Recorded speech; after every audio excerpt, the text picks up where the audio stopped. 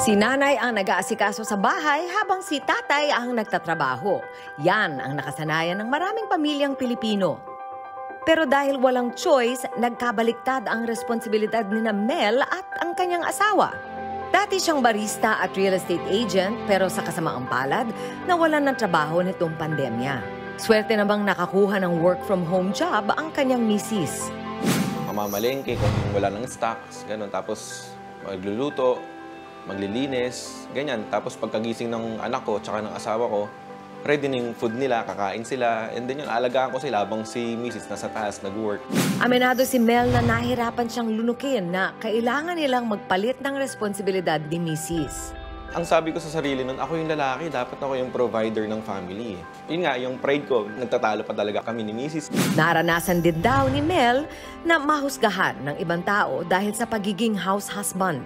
Dapat, ikaw yung nga yung kumikita dapat, hindi si Mrs. Tapos sinasabi pa sa akin, palamunin daw ako. palamunin, asa kay Mrs. May mga sinasabi pa silang gano'n. Ang dami nilang sinasabi. Tapos tinatanong pa ng iba, anong pa trabaho ng asawa mo? Di ba parang gano'n, parang kinuha-question. Nung una talaga, medyo siya. Masakit siya, pero hindi ko na lang siya pinapansin eh. Mas pagtutunan ko na lang ng pansin yung anak ko tsaka yung asawa ko. Kasi sila naman yung mahalaga eh. Hindi naman yung mga sinasabi ng iba eh. Ang mahalaga raw sa kanilang mag-asawa, napupunuan ang pangangailangan ng kanilang anak. Maayos din ang usapan nila para tiyak na hindi hahantong sa pagkakalabuan. May payo naman ng isang eksperto sa mga house husband tulad ni Mel. Pag yung setup nila, desisyon nila yun eh. Si babae yung provider, si lalaki sa bahay. Maganda yan habang nagbabantay siya ng mga bata, habang gumagawa ng household chores, or ginagampanan yung role bilang wife sa bahay, dinidiscover niya yung kanyang passion. Now, na ganun pa rin setup nila, kailangan pa rin mag-try si husband na tuklasin yung kanyang capacity to provide.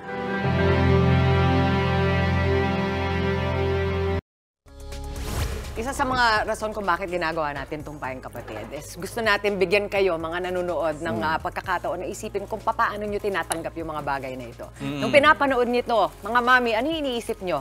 Kayo ba ay natutuwa kay Mel? Kayo ba ay kinahihiya nyo ba si Mel? Kayo ba ay nagtataka kung bakit ginagawa yun ni Mel? Yun yung mga gusto natin pag-isipan. Yes. At the same time, gusto natin marinig yung mga may karanasan tungkol dito. Mami Dims! That's me! Oo! So si Papa B is a house husband, no? And proudly, because I think B stopped from IT siya eh. So IT siya, tapos I think ang pinaka-point nun dati was, naalala ko na kaya siya nag-quit ng corporate job niya was because nagbe-build ako ng career as, bilang ako kasi hindi ko rin kaya nasa bahay lang ako. Parang pinalaki kasi ako at tumanda na ako na working student ako. I work for the family, breadwinner ako. So, doon ko nahanap yung worth ko. At alam ni Boyet yon. So, noon pinadala siya sa Amerika, mami. Tapos pagdating niya sa Amerika, sabi niya, si Kaling isa na lang ang anak natin, wala pang kasamang magulang sa bahay. And ito ay desisyon na hindi naging madali para sa amin. Kasi, naghintayan kami. Sinong magbibigay? Ako ba? O siya?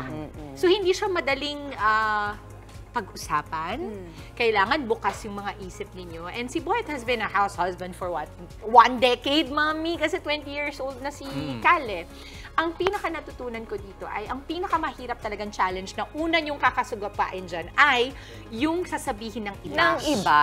Oo. At kadalasan nanggagaling yan sa pamilya nyo muna. Hindi yan galing sa labas mismo. At usually, mas masakit yan pag galing sa pamilya. Pero kami, very blessed kami na prinoseso ito ng parehong pamilya namin ng maganda. Kumbaga, pinakinggan muna nila kami, inintindi nila, at we had to, of course, somehow prove to them na kaya namin itong gawin. And yung fruit nun ay si Cal. Si Cal, lumaki siya sa daddy niya, naturuan siya paano magpalit ng gulong, paano magpinta, paano lumakas yung sense ng belongingness ni Cali kasi may isang magulang na nasa bahay. Ngayon, dahil kadalasan, alam mo, ang lalaki, siya nagpo-provide, gusto ko lang pong sabihin na ang pagpo-provide, hindi lang material na bagay yan. Maraming kailangan i-provide. Yes, at sa amin, ang na-provide ni Boyet dahil nasa bahay siya at siya ang nagbabantay sa mga anak namin ay yung very strong sense of security ng mga bata. Na at the end of the day, meron akong uuwian at ang tatay ko kasama namin. Habang ang nanay ko naman ang nagtatrabaho. Ang ganda ng dynamics namin, Mommy, in that sense because may respeto sa isa't isa. Meaning, kahit po si Boyet ang nasa bahay at siyang nag-asikaso sa bata, siya pa rin ang boss ko. Meaning, I answer to him dahil siya ang tatay.